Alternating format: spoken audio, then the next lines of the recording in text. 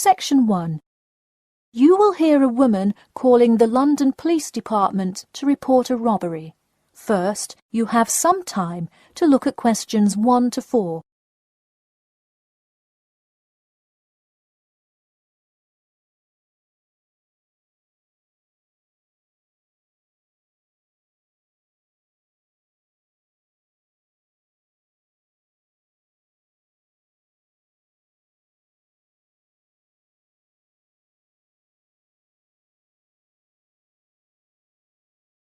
You will see that there is an example which has been done for you.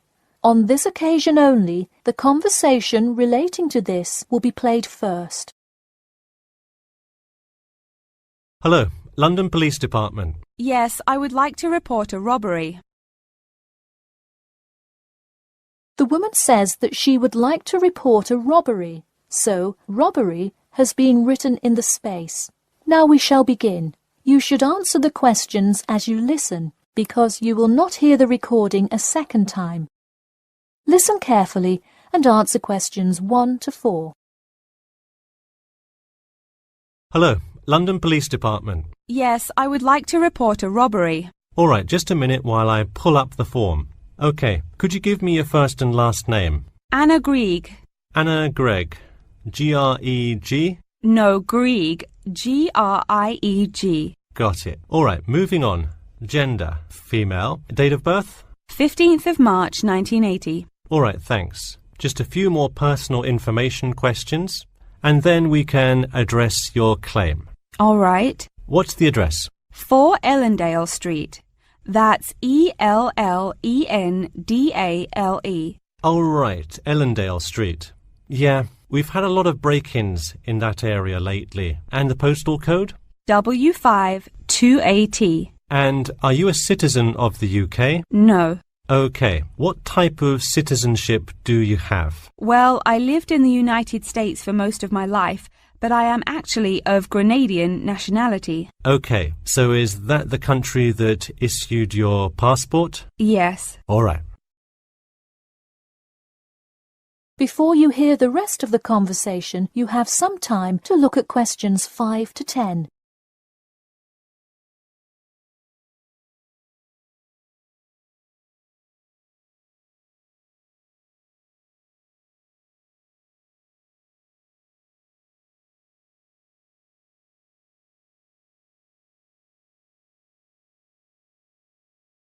Now listen and answer questions 5 to 10.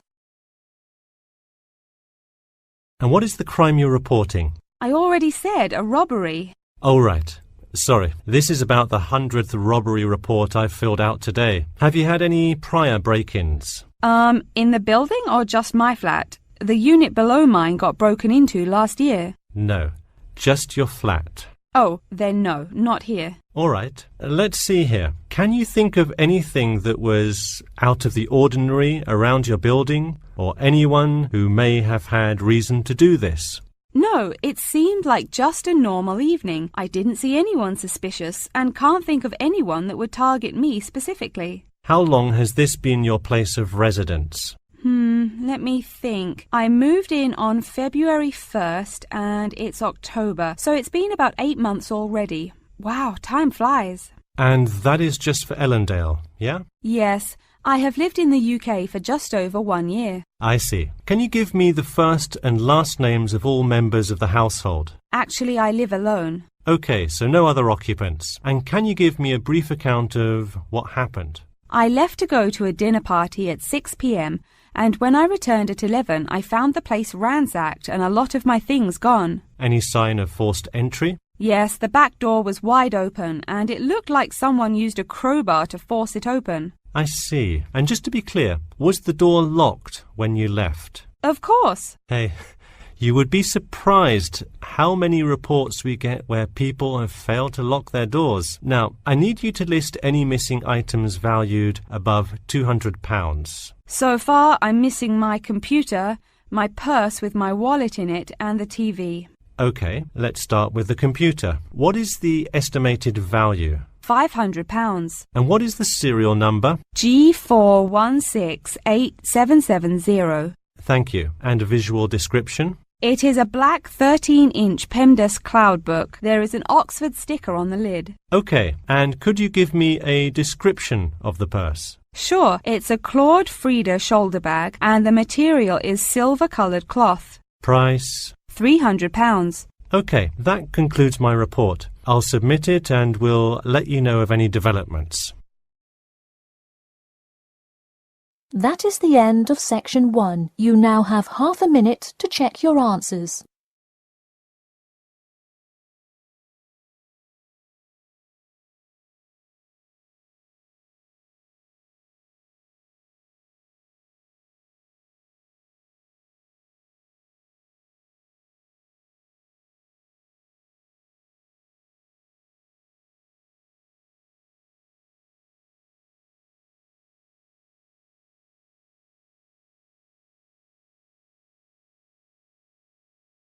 Now turn to section 2. You will hear two students called Mark and Gina asking their tutor for advice on the extracurricular project. First, you have some time to look at questions 11 to 14.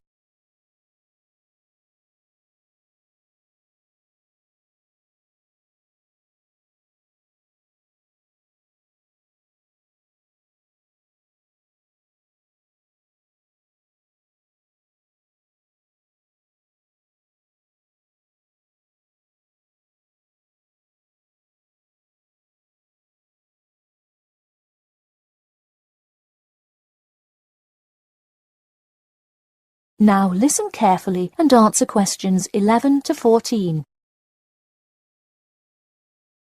Hi Mark. Hi Gina. What can I help you with? So we were hoping you could help us with this extracurricular project. Sure. What is the topic? Attending business school. This sounds like a great idea. So you're going to explain the requirements for getting into business school? Not exactly. It will be more broadly about the experience, the academics, accommodation, and social experience that comes with being part of the business school. I see. So would your audience be the general public?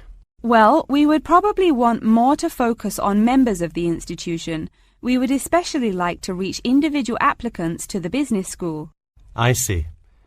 Now, what form will this information be? You could give a talk to all the summer courses. All you'd need is permission from the course director. Or you could pass out information outside the student union. Those are both good ideas. What about sending out pamphlets in the mail? Most college students never check their mail. Maybe you could make a video and show it on campus. That's a great idea. We'll do the video. Great. And as members of the business school, do you have an incentive to attract new students? If so, this idea is a great way to do that. No, the idea actually came about because of how much students like us worry about their studies. Yeah, when I got into business school, there were a lot of things I had not prepared for, so the video would cover a lot of things Mark and I wish we had known upon entering business school. Right. Before you hear the rest of the talk, you have some time to look at questions 15 to 20.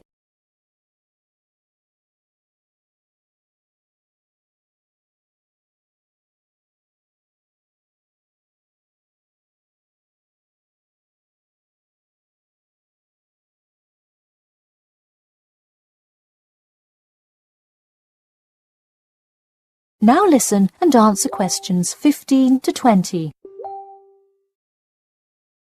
What would you talk about first? The first and probably most important section would be academics. Good idea. So, would you provide guidance on what courses to take? We want to focus especially on the approaches professors take, their teaching methods. It is far different than what students are used to in high school and even in liberal arts college. Good idea. And how long do you think you would spend explaining academics? We'll probably spend 7 minutes on it. We also have some ideas for talking about housing, food options and stuff like that. We're not really sure how to tie it all together though. I think it would be suitable to title that section Accommodation. What do you think? That could work. We'll definitely describe the different dining options at the cafeteria and then walk students through flats and the grueling process of finding one near the business school campus. OK, so we would cover specifics on the cafeteria as well as flats. I think those are both helpful. We could spend about 6 minutes on accommodation and be sure to touch on those specifically. Great. Is there anything else you would talk about? We definitely want to go over the social aspect of attending school here. Of course. I think it's good to have a little fun once in a while when you're working so hard in school. I think we are going to introduce new students to the disco that so many upper-class men know and love. Maybe we'll include a few other places too, but that's the main one. We're also going to invite students to the international evening taking place in the first week of school as a great chance for our large international student population to meet a lot of other new students. It can definitely be hard to meet people as an international student. I think that is a great idea. You may want to spend slightly longer on this section than the other two. How about 8 minutes? That sounds reasonable. So overall, the introduction should take 3 minutes and then the conclusion should take 4, giving us a total of 28 minutes. I wouldn't rush your introduction. Maybe give it between 4 and 6 minutes. The conclusion, though, can be shorter since it's just a quick refresher of each of the topics. Give that not more than 2 minutes. Okay, so in total, the video should take about the same time, just more intro and less conclusion? Precisely. All right, we're going to get to work on our video. Thanks for your help. That is the end of section 2. You now have half a minute to check your answers.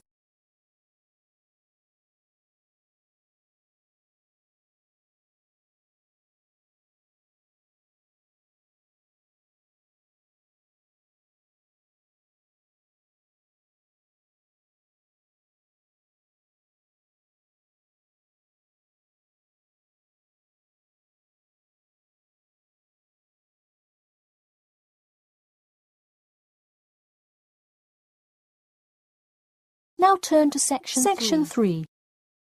You will hear a student called John talking to his classmate Danny about the details of his research project. First, you have some time to look at questions 21 to 26.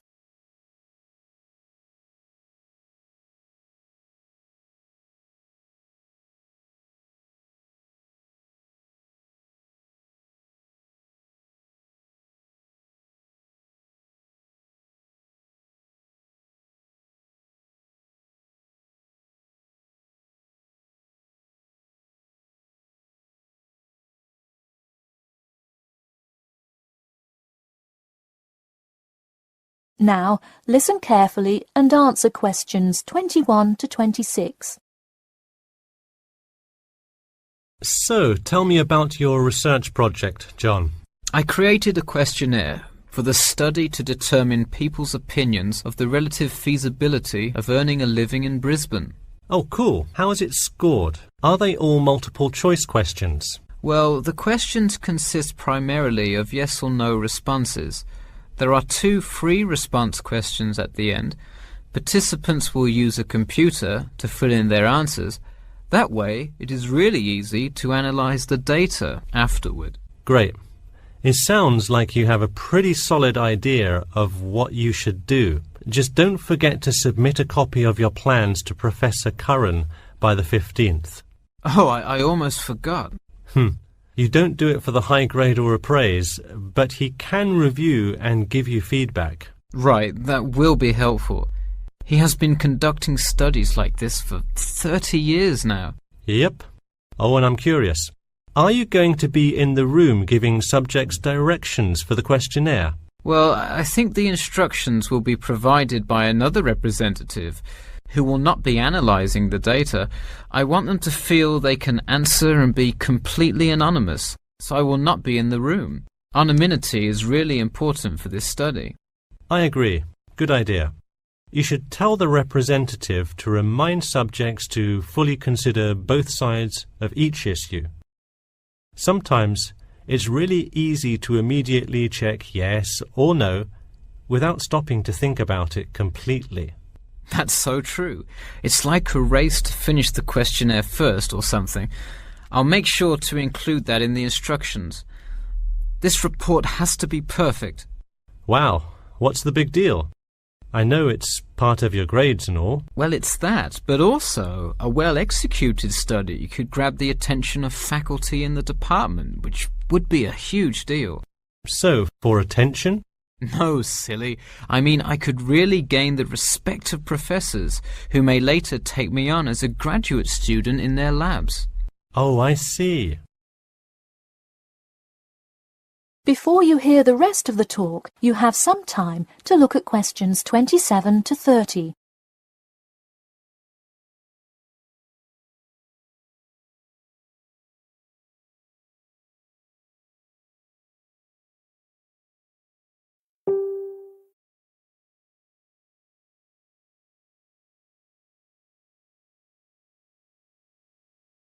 Now, listen carefully and answer questions 27 to 30.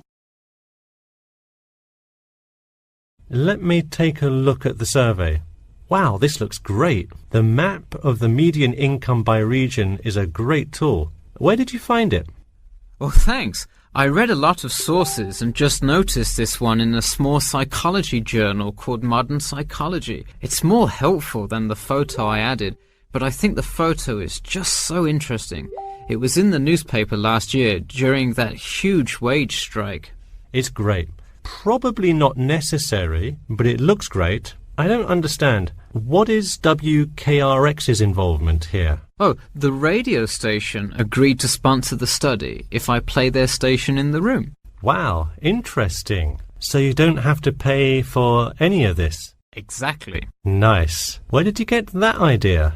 Last month, at the Psychology Club Council meeting, someone talked about how easy it is to get sponsorship from local businesses, so I listened to their advice and called around. I'll have to remember that. Well, this all looks great.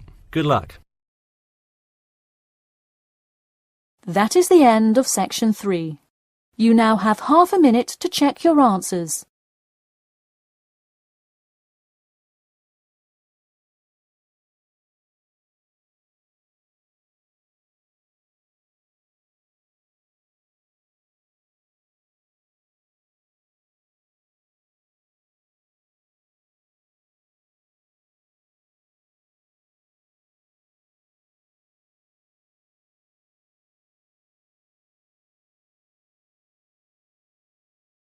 Section 4. Now turn to section 4. You will hear the beginning of a lecture about the Pleasanton Town Market. First, you have some time to look at questions 31 to 40.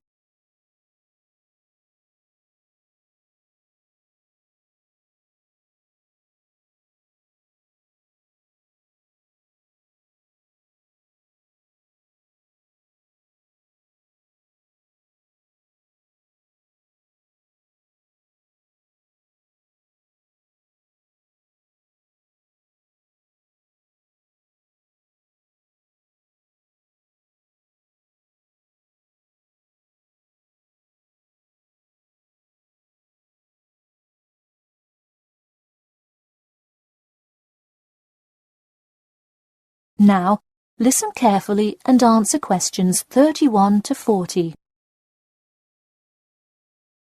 Good afternoon.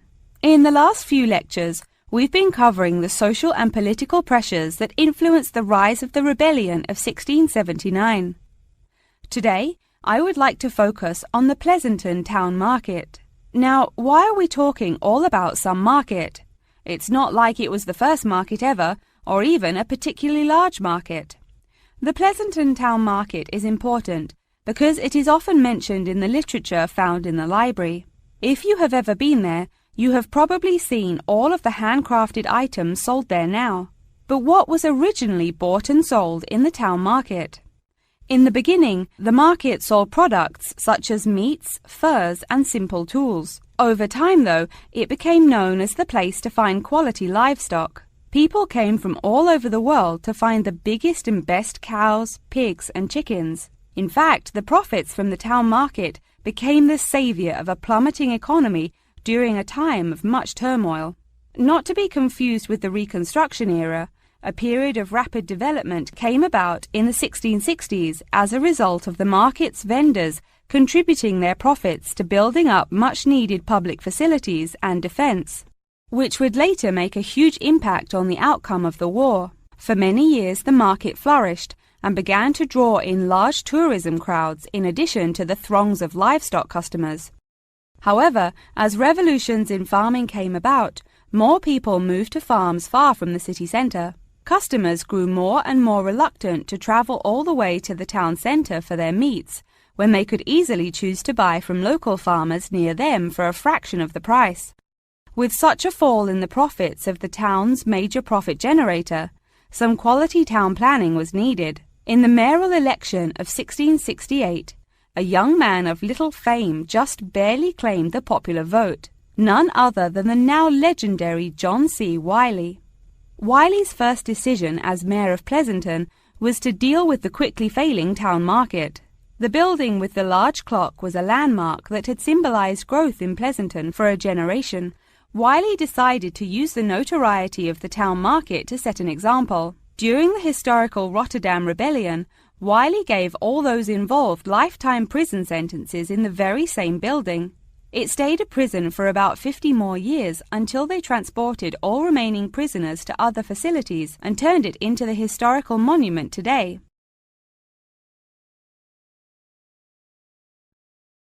Now that you know the basics of the history of the Pleasanton Town Market, I will introduce your next group project. I want you to make a short film based on the real historical events that occurred in Pleasanton before and during the uprising. I will give you some class time to look through the library's reference section, but you will be responsible for conducting further research outside of class. I suggest starting by looking for information on the market itself. You'll find plenty of information. In fact, some students complain that there is actually too much information on it. On your own time, you could find family members of old war veterans to conduct interviews. Sometimes they provide wonderful insight that you wouldn't find in proper history books. But be careful, an interview that is riddled with bias is useless. I myself have some very old photographs here that you are welcome to take a look at for some inspiration. I'm lucky enough to own this one of Jim Wiley himself. Very interesting to see, but does not provide enough information to add much to your film. Feel free to take this film into whatever direction you choose. You could even do a crime thriller based on real outlaws. All you would have to do is look through the newspaper archives in the crime section during that time period. Try to get as much detail as you can, but you may end up having to draw your own conclusions. Okay, that's enough from me, so let's go on to...